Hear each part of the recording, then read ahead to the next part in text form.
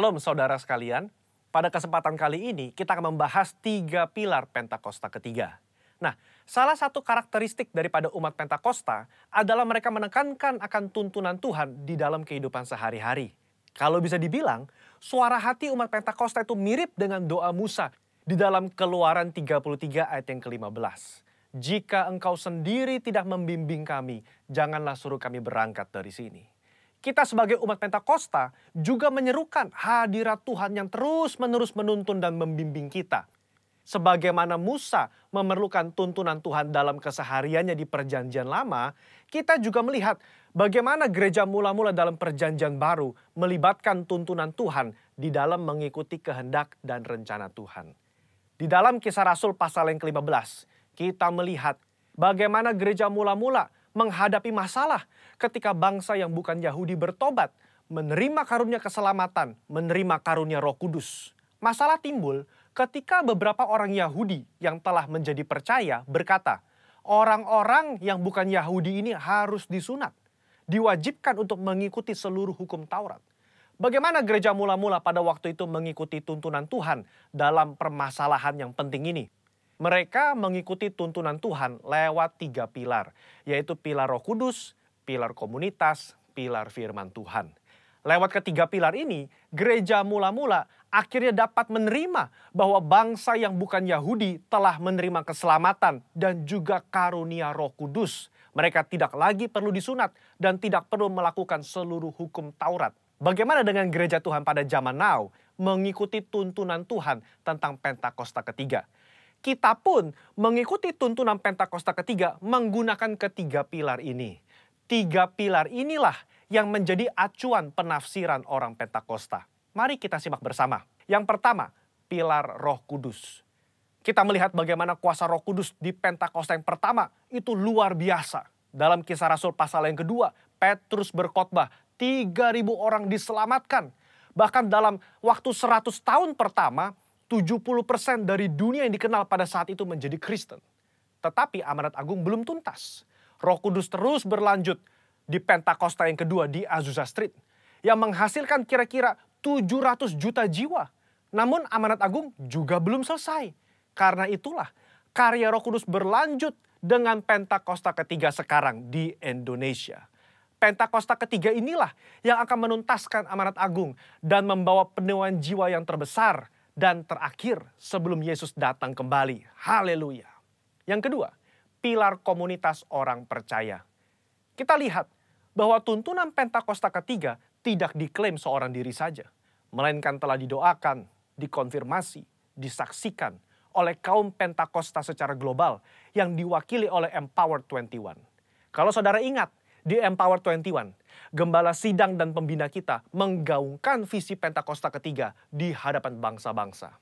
Mereka mengaminkan, menerima, mengkonfirmasi, membawa api Pentakosta ketiga kembali ke negara mereka. Pilar yang ketiga, pilar firman Tuhan.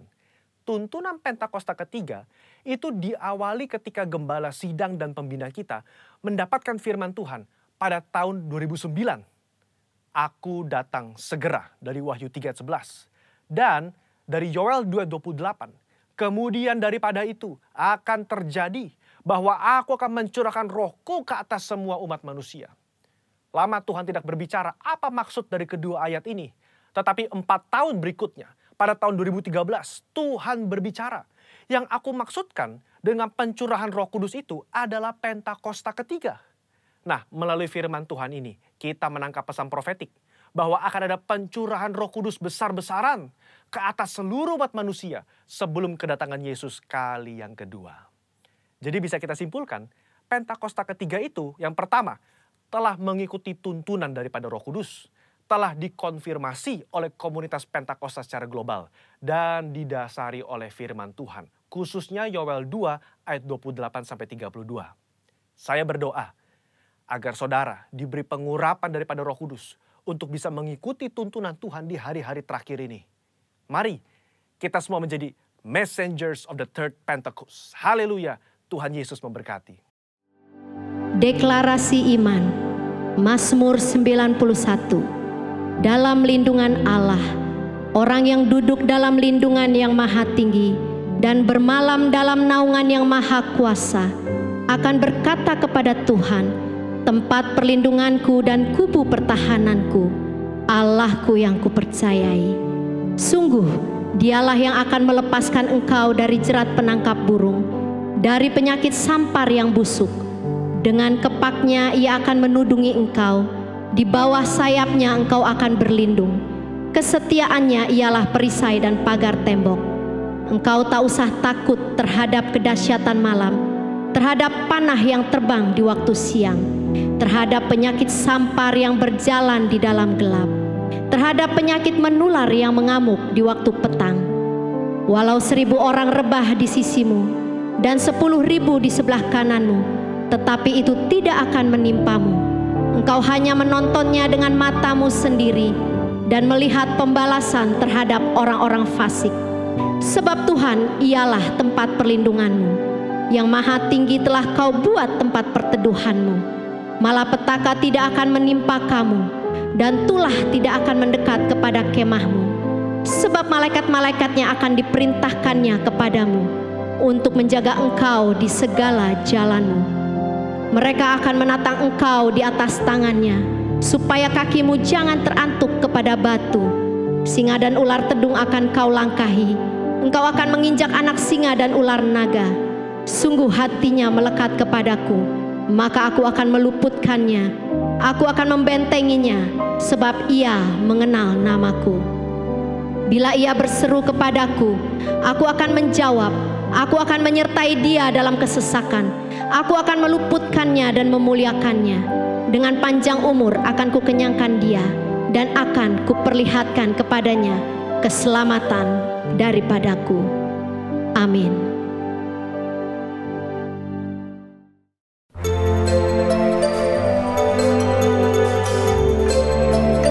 Shalom. Satu sukacita yang luar biasa di hari ini.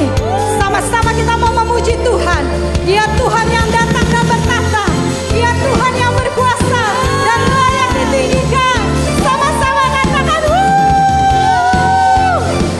haleluya. Pelukis cakrawala, merangkai jagat raya, pencipta alam semesta, pemilik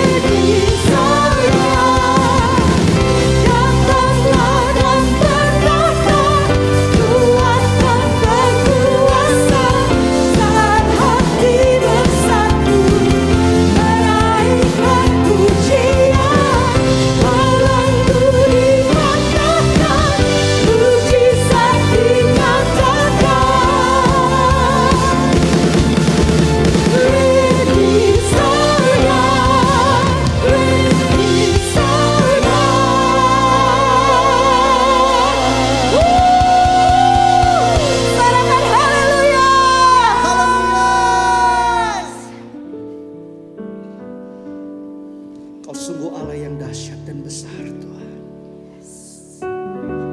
Tidak ada yang lebih besar daripadamu ya Tuhan. Dan Engkau Bapa yang setia, yang selalu ada buat setiap kami. Kami datang kepadamu saat ini. Kami mau menyembah, kami mencari wajah-Mu ya Tuhan.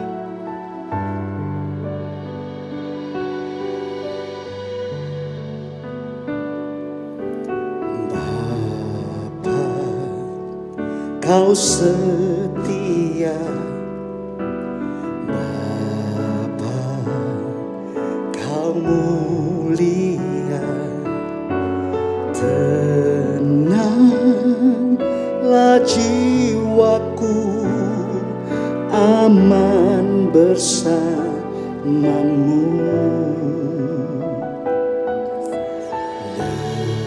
Lebih dari harta, Kaulah segalanya. Tenanglah jiwaku dalam hadirat-Mu.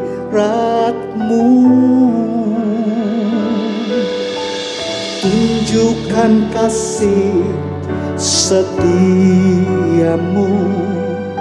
Kau menyediakan yang ku perlu. Kau setia, Kau mulia, Bapa, Kau setia.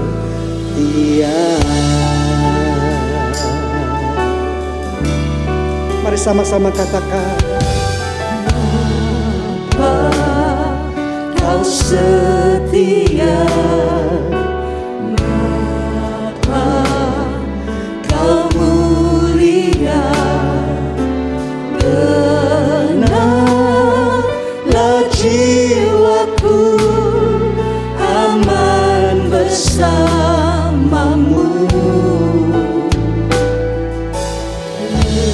Lebih dari harta, ya Tuhan, Kaulah segalanya. Tenanglah jiwaku dalam hadirat-Mu. Tunjukkan kasih setia-Mu. Kau menyediakan yang ku perlu. Kau setia, Kau mulia, dulu, sekarang, dan selamanya.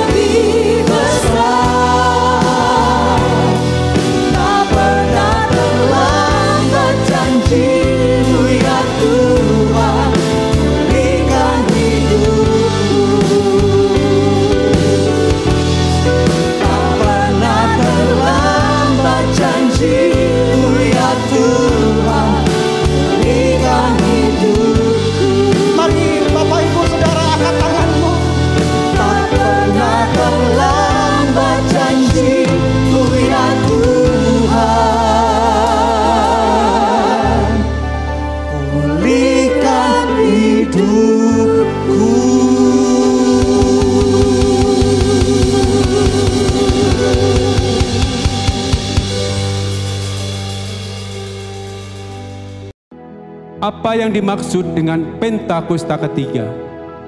1. Pentakosta ketiga adalah pencurahan Roh Kudus yang dahsyat di zaman ini, melebihi yang terjadi di Asusastit.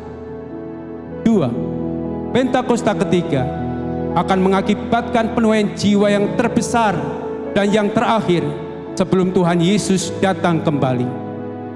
3. Pentakosta ketiga akan membangkitkan generasi Yeremia, yaitu anak-anak muda yang dipenuhi Roh Kudus, cinta mati-matian kepada Tuhan Yesus, tidak kompromi terhadap dosa, dan akan bergerak untuk memenangkan jiwa. 4. Pentakosta ketiga lahir di Indonesia dan bergerak ke bangsa-bangsa. Gerakan ini dari timur ke barat dan akan kembali ke Yerusalem. 5. Pentakosta ketiga akan memberikan kuasa untuk menyelesaikan amanat agung, dan setelah itu Tuhan Yesus datang kembali. Shalom untuk jemaat GBI Green Pramuka Square. Kita akan mendengarkan firman Tuhan, tapi sebelumnya kita berdoa terlebih dahulu. Bapa di sorga, Bapa yang kami panggil dan kenal di dalam nama Tuhan kami Yesus Kristus, terima kasih untuk segala sesuatu yang Engkau anugerahkan bagi kami, khususnya kehidupan, nafas, kesehatan, bahkan kecukupan di dalam segala hal.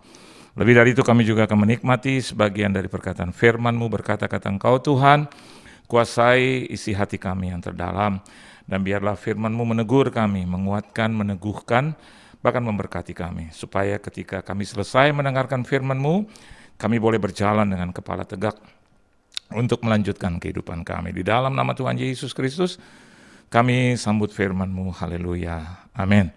Terima kasih buat Tuhan Yesus tentunya yang mengundang saya. Terima kasih juga buat tuan rumah dan juga seluruh koordinator pelayan Tuhan dan jemaat Tuhan yang dikasihi Tuhan dimanapun Anda berada. Nah, firman Tuhan pada saat ini saya ambil di dalam 1 Raja-Raja pasalnya yang ke-18.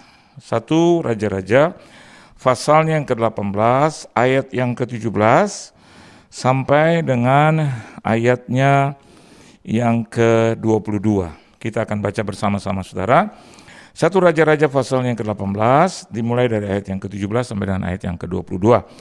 Begini firman Tuhan, segera sesudah Ahab melihat Elia, ia berkata kepadanya, "Engkaukah itu yang mencelakakan Israel?" Jawab Elia kepadanya, "Bukan aku yang mencelakakan Israel, melainkan engkau ini dan kaum keluargamu. Sebab kamu telah meninggalkan perintah-perintah Tuhan, dan engkau ini telah mengikuti para Baal.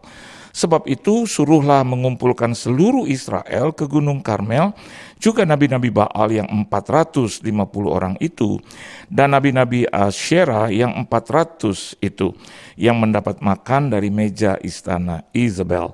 Ayat 20, Ahab mengirim orang ke seluruh Israel dan mengumpulkan nabi-nabi itu ke Gunung Karmel. Lalu Elia mendekati seluruh rakyat itu dan berkata, "Berapa lama lagi kamu berlaku timpang dan bercabang hati? Kalau Tuhan itu Allah, ikutilah dia, dan kalau Baal, ikutilah dia." Tetapi rakyat itu tidak menjawabnya sepatah kata pun. Lalu Elia berkata kepada rakyat itu, "Hanya aku seorang diri yang tinggal sebagai nabi Tuhan. Padahal nabi-nabi Baal itu ada 450 orang banyaknya." Kendala kita di dalam menghadapi persoalan dan masalah adalah ketika kita berpikir kita adalah kaum minoritas, saudara, atau ada di dalam kesedikitan. Dalam artian kata, kita melihat lawan kita melihat rival kita, itu begitu banyak. Jadi mayoritas atau majority. Alkitab katakan di ayat yang ke-22, lalu Elia berkata kepada rakyat itu, "Hanya aku seorang diri." Pernahkah Anda mengalami hal seperti itu? Saya pun juga pasti pernah mengalami hal yang seperti itu. Merasa sendirian, being abandoned by people, sometimes abandoned by God. Mungkin kita akan berkata, ditinggalkan oleh Tuhan, Pak. Kita memiliki perasaan itu, saudara. Seperti rasanya kita berdoa, kita meminta kepada Tuhan, dan itu tidak dikabulkan dan terkabulkan. Dan kita merasa, saya sudah ditinggalkan oleh Tuhan. Sebetulnya tidak seperti itu. Elia mengatakan hal seperti ini karena sudah dikuatkan oleh Tuhan. Dia atau Allah itu sendiri menyuruh Elia untuk melakukan dan berjalan dan ada di dalam rencana Tuhan yang indah itu. Dan di hadapan orang banyak, di hadapan orang Israel dia katakan seperti itu. Apa katanya? Saya ulang sekali lagi, hanya aku seorang diri yang tinggal sebagai nabi Tuhan. Dia berposisi sebagai nabi Tuhan, sedangkan lawan dia adalah 450 nabi Baal. Saudara. Anda bisa bayangkan bonyok itu saudara, sehebat-hebatnya orang, ya, sehebat-hebatnya manusia, 1 lawan 450, itu bonyok saudara, hancur. Dengan ilmu apapun itu, bela diri apapun. Biasanya orang menang dengan dikeroyok 4, 5, 8, bolehlah kita katakan seperti itu. Tetapi kalau sudah 20, 50, 70, 450, saya mau katakan buat Anda tidak ada harapan. Tetapi di dalam Tuhan itu bisa dijungkir balikan. Dan kita tahu di akhir cerita bahwa Elia adalah pemenangnya, Elia adalah juaranya. Elia adalah pribadi yang boleh keluar dan seluruh nabi Baal itu musnah saudara, binasa saudara. Dan hari-hari ini kita juga menghadapi kendala seperti itu. Tetapi jangan berkecil hati hanya karena kita minoritas, kita cuma sendiri, kita nggak punya modal yang cukup, kita nggak punya keahlian, kita nggak punya latar belakang yang baik, pendidikan kita apalah. Kita nggak punya pengalaman yang cukup. Saya mau katakan buat Anda, one man plus Jesus is majority. 1 orang bersama dengan Yesus mayoritas itu sudah. Seringkali kita melihat lawan kita. Tapi sedikit sekali kita melihat Tuhan kita yang akan membantu, menolong, dan berperang ganti kita. Ini kendala yang dihadapi oleh orang banyak. Dan saya bisa melihat di sini bahwa itu tidak menjadi kendala bagi Elia yang sudah dipulihkan oleh Tuhan. Tuhan yang berjalan bersama dengan dia, Tuhan yang menyuruh dia, Tuhan yang menetapkan, memilih dia. Bukankah hal itu juga terjadi dalam kehidupan saya dan Anda? Tuhan yang telah memilih kita, Tuhan yang menetapkan kita, bahkan Tuhan yang berjalan bersama dengan kita. Kalau kita melihat lagi di ayat yang ke-17, seringkali kesalahan itu terjadi di dalam kehidupan kita adalah seperti ini. Segera sesudah Ahab melihat Elia, ia berkata kepadanya, engkaukah itu yang mencelakakan Israel? Ya, seringkali orang menuduh, bukankah engkau yang melakukan hal itu? Bahkan bukan hanya orang, tetapi kuasa kegelapan menuduh kita. Dan kita ada di dalam satu kesalahan. Ya, sebagai manusia kita bisa melakukan kesalahan. Tetapi kalau dituduh terus, akhirnya kita akan mengalami satu degradasi, saudara. Kita akan mengalami satu stres yang dalam. Dan kita berkata, kayaknya nggak ada peluang buat kita, kayaknya nggak ada jalan, nggak ada pengampunan buat kita. Dan akhirnya kita biarkan diri kita seperti itu tergeletak. Firman Tuhan katakan, kita bisa jatuh tapi tidak akan sampai tergeletak. Amin saudara. Kenapa demikian? Karena tuduhan-tuduhan seperti itu membuat kita menjadi lemah, dilemahkan kita. Tapi Elia yang mendapatkan tuduhan seperti itu, dia berbalik. Dia tidak terlena, dia tidak merasa, oh iya saya yang mencelakakan, tidak. Alkitab katakan di ayat yang berikut, di ayat yang ke-18, jawab Elia kepadanya, bukan aku yang mencelakakan Israel, melainkan engkau ini dan kaum keluargamu, sebab kamu telah meninggalkan perintah-perintah Tuhan. Alasan yang kuat, kenapa seringkali kita lemah? Karena kita meninggalkan itu, meninggalkan hukum Tuhan. Di dalam hukum Tuhan ada perintah, saudara. Dan perintah itu harus dilaksanakan. Mau mudah, setengah sulit sekalipun, kita harus lakukan dan laksanakan itu. Bukan hanya menjadi seorang anak Tuhan, sebutan dan jabatannya saja. Bukan sebagai hanya menjadi hamba Tuhan yang melayani, hanya jabatan saja itu. Menjadi evangelis, menjadi penginjil, dan itu terhormat, saudara. Tetapi tahukah saudara bahwa penilaian itu akan lebih kalau saya dan Anda, entah itu sebagai penginjil, sebagai anak Tuhan, bahkan sebagai hamba-hamba Tuhan, kita tetap takluk atau kita tetap melakukan perintah-perintahnya. Alkitab katakan itu. Meninggalkan perintah-perintah Tuhan. Jadi banyak orang meninggalkan Tuhan, kenapa demikian? Karena perintahnya yang dia nggak suka. Hiduplah kudus. Berikan persembahan, memberikan tubuhmu menjadi persembahan yang hidup, yang kudus, ya, yang berkenan di hadapan Tuhan. Dan kita merasa, Untuk hal yang seperti itu aku tidak bisa melakukan. Hormatilah bapak ibumu, untuk hal yang seperti itu aku nggak bisa. Kasihilah istrimu, aduh itu berat. Tunduklah kepada suami, itu sesuatu yang tidak mudah Pak Pendeta. Atau kita berkata seperti ini, beribadah, bukankah ibadah itu hati saja? Loh kalau hanya cuma hati saja, saya mau katakan buat saudara, ada 2 institusi yang dihormati oleh Tuhan. Yang pertama adalah gereja, saudara. Dan yang kedua adalah keluarga. Dan selalu disebutkan di dalam kebenaran firman Tuhan. Ya, gereja dan juga keluarga. Ini yang memotivasi saya dan Anda untuk tetap melakukan perintah-perintah itu. Ada banyak orang melakukan perintah tetapi dia meninggalkan gereja. Ada banyak orang melakukan perintah terlihat seperti itu tapi meninggalkan keluarga. Tidak seperti apa yang kata Yesus, engkau akan meninggalkan keluargamu, laki-laki harus meninggalkan keluarga bersatu dengan istrinya. Bukan yang seperti itu, tetapi dia tidak menjadi berkat bagi keluarga, dia tidak menjadi berkat di gereja. So what for and for what? Hidup seperti itu, seperti apa itu? Dan saya yakin dan percaya menjadi tidak berguna. Kita pergi kemana-mana tetapi kita tidak bisa menjadi berkat, baik itu di gereja lokal maupun di dalam keluarga kita sendiri. Dan yang berikut, Alkitab juga katakan seperti ini ya. Sebab itu suruhlah mengumpulkan seluruh Israel ke Gunung Karmel, juga nabi-nabi Baal yang 450 orang itu, dan nabi-nabi Asyera yang 400 itu yang mendapat makan dari meja istana Isabel. Apa maksudnya di sini? Maksud daripada Elia adalah dia ingin membinasakan itu, saudara. Timbullah satu keberanian. Anak-anak Tuhan juga harus melakukan segala sesuatu dengan penuh keberanian. Keberanian apa? Keberanian untuk percaya kepada Tuhan. Amin. Bukan berani nekat. Bukan berani karena didorong-dorong. Berani untuk kasih lihat kepada orang lain, nih gue berani gitu loh. No. Atau berani yang sia-sia. Tapi Elia tidak berkata itu, tidak ada maksud di situ untuk meninggikan diri. Tapi selain untuk membinasakan nabi-nabi Baal itu. Dan saya mau katakan buat saudara, ini adalah tugas saya dan Anda. Untuk hidup berkenan kepada Tuhan dan melawan kuasa-kuasa kegelapan itu untuk berdiri untuk mewakili keluarga, berdiri untuk mewakili negara dan bangsa, berdiri untuk komunitas kita. Kita harus berdiri dengan penuh keberanian. Kenapa? Karena Tuhan di pihak kita, Dia yang menyuruh kita, Dia yang menyertai dan memimpin kita. Dan Alkitab selanjutnya dikatakan di ayat yang ke-20, Ahab mengirim orang ke seluruh Israel dan mengumpulkan nabi-nabi itu ke Gunung Karmel. Kalau Tuhan yang sudah menyuruhnya, kalau Tuhan yang sudah merencanakannya, maka itu akan terjadi, saudara. Dia akan pakai juga orang-orang yang memang berkompeten untuk hal itu. Dan kita melihat bahwa Ahab melakukan itu ya. Dan Alkitab katakan di ayat yang ke-21 ya.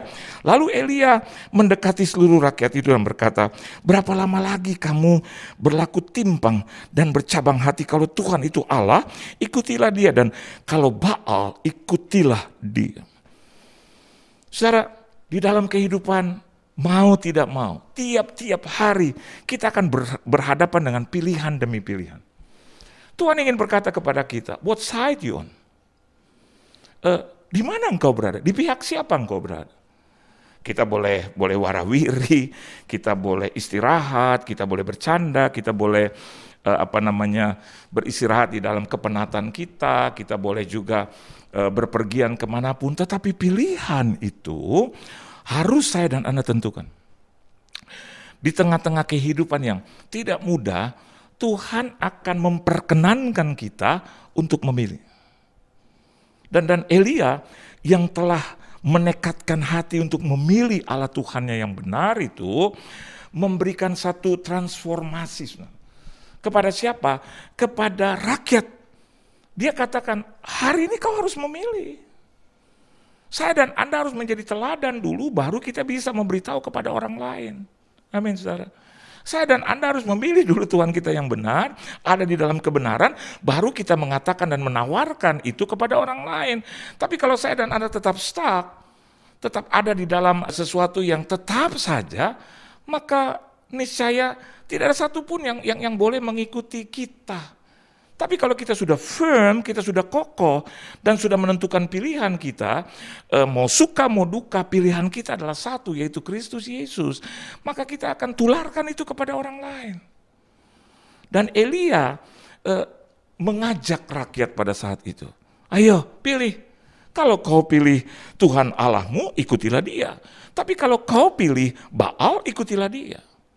Artinya saudara, saya bisa melihat di sini, jangan juga menjadi orang yang suam-suam kuku, atau menjadi orang yang gak punya pilihan. Dia adalah orang yang paling nestapa, paling menderita di muka bumi. Pilihlah saudara. Di tengah-tengah mayoritas, di tengah-tengah minoritas, ayo pilih. Dan hari ini Elia menawarkan pilihannya yang pertama, dia jatuhkan kepada Tuhan Allahnya. Dan baru dia katakan, kalau kau memilih Baal ya ikutilah dia. Tetapi yang first, yang priority, dia sebutkan saudara. Di dalam kehidupan saya dan Anda juga harus demikian. Walaupun ada negatif, walaupun ada hal buruk, itu nanti Anda sebut belakangan. Yang pertama yang positif. Yang pertama yang baik-baik dulu saudara. Jangan yang buruk-buruk yang ditampilkan. Elia memberikan pilihan yang pertama itu adalah Tuhan Allah itu. Dan kalau Anda ingin memilih, memilihlah yang pertama itu. Yang baik, yang benar itu. Bukankah Alkitab katakan dia adalah Alfa, dia adalah yang pertama itu. Dia yang mula-mula itu. Dan saya mau katakan tidak ada yang lain. Oleh sebab itu kalau pilihan saya benar, pilihan Anda benar, maka selanjutnya kita bisa merasakan kebaikan Tuhan. Tapi kalau pilihannya sudah salah, bagaimana mungkin kita bisa melihat kebaikan Tuhan? Bagaimana mungkin kita bisa merasakan kebaikan Tuhan? Pilih aja udah salah. Pilih pekerjaan sudah salah, kedagingan yang timbul. Pilih jodoh udah salah, kedagingan lagi yang timbul. Pilih apapun salah, karena cuma lihat duniawinya aja gitu. Lihatnya cuma daging aja terus menerus. Hanya buat keuntungan sesaat terus menerus. Pilihan itu ada perjuangan. Pilihan itu ada hal yang menyakitkan. Dan ketika Anda memilih Tuhan, enggak selamanya terus baik, senang, tidak. Ada tantangannya, saudara. Dan ketika dia memilih Allah yang benar itu, Elia akan menghadapi tantangan. Tantangannya apa? 450 Nabi Baal. Dan itu tidak mudah. Tadi saya katakan bonyok dia. Tapi dia udah pilih yang mana. Bukan hanya yang baik, tapi dia pilih yang benar. Dan saudara tahu, awal permulaan ketika Tuhan itu memerintahkan kepada Elia sudah merasakan dulu kebaikan Tuhan. Amin saudara. Jadi kalau kita melihat 450 Nabi Baal itu dibinasakan sesaat dengan begitu mudah, itu karena campur tangan Tuhan. Elia hanya berdiri, Elia hanya berkata-kata, but the rest, kata the rest ini bukan sisa. Saya mau katakan selebihnya. Apa selebihnya? Hal-hal yang tidak bisa dilakukan oleh Elia, di situ Tuhan bekerja. Ya, jangan mengartikan bahwa rest itu sisa. No, tapi the rest selebihnya. Jadi yang lebih-lebih, yang mulia-mulia, yang agung-agung, yang dahsyat-dahsyat itu, yang besar-besar itu Tuhan yang melakukannya. Bukan kita, bahkan Alkitab katakan kita diberkati pada saat kita tidur, saudara. Itu sudah menerjemahkan betapa sempurnanya Tuhan kita. Anda mau tahu Tuhan kita yang sempurna? Kita baca dulu kebenaran firman Tuhan di dalam 1 Raja-Raja pasal yang ke-17. Kenapa Elia memilih Tuhan yang benar, Allah yang hidup itu di dalam kehidupan dan dalam peperangannya? Ya, kita melihat 1 Raja-Raja pasal yang ke-17. Ya.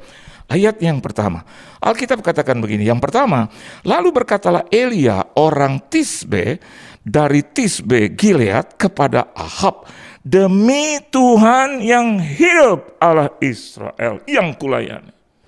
Dia katakan itu. Jadi yang pertama, kenapa engkau harus memilih Tuhan Allahmu? Kenapa kita harus memilih Kristus Yesus sebagai Tuhan? Jawabannya sederhana, karena dia adalah Tuhan yang hidup, bukan yang mati. Halo. Kita masih hidup harus pilih Tuhan yang hidup, jangan yang mati. Jangan yang patung-patung, jangan yang hanya kata orang gitu loh. Elia langsung menantang kepada nabi-nabi Baal itu. Dia bilang serukan kepada Tuhanmu, serukan supaya dia bisa menjilat itu korban bakaranmu. Tidak terjadi apa-apa, saudara. Tapi Elia dengan kuasa yang dari tempat maha tinggi bisa melakukan itu. Dan api itu menjilat korban bakarannya. Kenapa? Karena Elia punya Tuhan yang hidup, bukan Tuhan yang mati. Saya punya Tuhan yang hidup. Saya punya Tuhan yang saya bisa andalkan. Dia hidup dalam kehidupanku. Oleh sebab itu, ketika Anda sedang hidup, jangan jadi seperti orang mati. Sebentar-sebentar ngeluh, sebentar-sebentar berpenyakitan gitu loh. No, Anda harus bersuka cita gitu. Di tengah-tengah kegalauan, di tengah-tengah kesunyian, Anda harus bawa berita yang baik, berita yang hidup, bukan berita yang mati. Di tengah-tengah kesunyian, Anda harus bangkitkan itu. Anda harus katakan apa? Kata-kata yang menyukacitakan, bukan kata-kata kematian. Ada hamba Tuhan, hari-hari ini khotbahnya tentang kematian demi kematian. Saya mau katakan buat saudara, kita akan mati. Tapi yang jauh lebih penting bagaimana kita hidup. Itu yang penting. Loh, kok di dalam kehidupan kita pikirkan kematian lagi, kematian lagi, kematian. Bukankah saya dan Anda menghidupkan kasih karunia yang hidup itu? Kita nggak tahu kapan kita mati, tapi selama kita masih hidup, kita harus mempermuliakan Tuhan yang hidup, bukan yang mati. Saya dan Anda harus bekerja, saya dan Anda harus bergerak. Saya dan Anda harus melakukan hal-hal yang positif. Kita harus beribadah, saudara. Kita harus memuliakan Tuhan. Kenapa demikian? Elia pilih Tuhannya. Tuhan Allah yang hidup. Oleh sebab itu dia katakan, demi Tuhan yang hidup.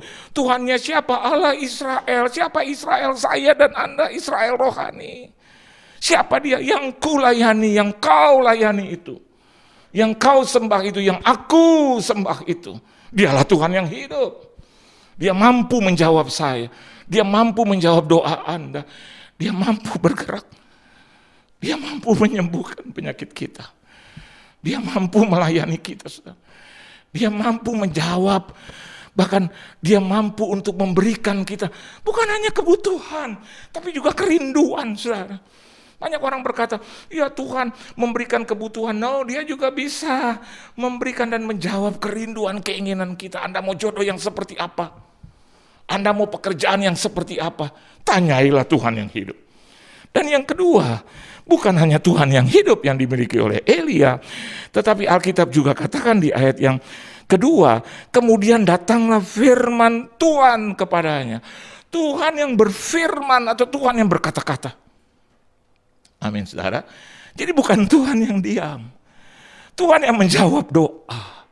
Tuhan yang menjawab kegalauan kita. Dalam bentuk apa? Firman-Nya.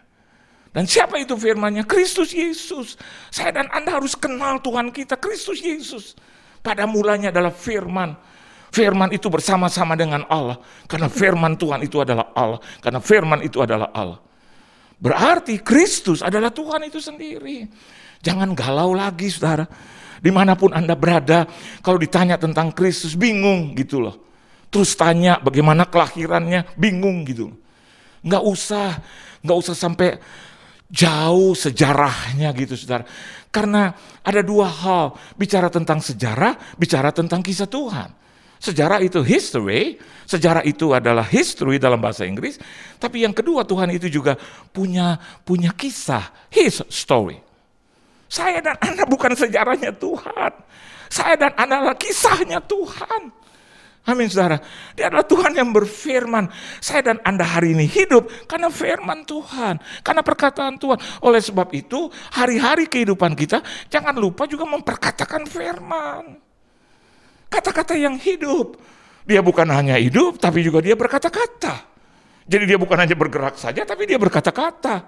Saya dan Anda juga harus berkata-kata yang positif, yang membangkitkan orang, yang juga menyembuhkan orang, memberikan kata-kata yang baik buat orang yang sakit.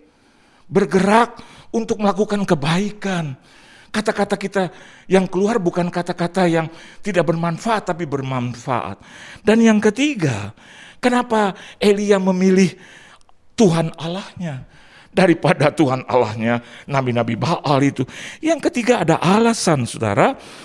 Alkitab berkata di ayat yang ketiga, pergilah dari situ berjalanlah ke timur dan bersembunyilah di tepi sungai Kerit di sebelah timur sungai Yordan. Dari ayat yang ketiga ini saya mendapatkan satu revelation. Apa itu? Yang ketiga adalah Tuhan yang memerintah. Amin. Kita mengikuti protokol kesehatan. Kita mengikuti PPKM dari level 5, 4, 3, 2, 1. Saya mau tanya dengan Anda, dari mana kita tahu? Karena ada pemerintahan. Dan itu berlaku, saudara, tidak surut. Berlaku solid. Selama peraturan itu belum dan tidak dicabut, we have to follow it. Amin. Ini pemerintahan dunia. Saya mau katakan buat Anda, Tuhan yang saya sembah, yang Anda sembah adalah Tuhan yang memerintah. Dia memerintahkan segala sesuatu. Oleh sebab itu, hiduplah tenang di dalam kuasa Tuhan yang ajaib. Kenapa demikian?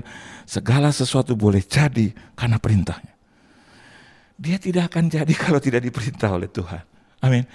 Hidup saya dan Anda hari ini boleh sehat, dijauhkan dari segala malapetaka. Kenapa? Karena ada Tuhan yang memerintah. Dan yang terakhir, di ayatnya yang ke-4 di situ dikatakan, engkau dapat minum dari sungai itu, dan burung-burung gagak telah kuperintahkan untuk memberi makan engkau di sana. 5 dan 6, lalu ia pergi dan melakukan seperti firman Tuhan. Ia pergi dan diam di tepi sungai Kerit di sebelah timur sungai Yordan. Pada waktu pagi dan petang, burung-burung gagak membawa roti dan daging kepadanya, dan ia minum dari sungai itu.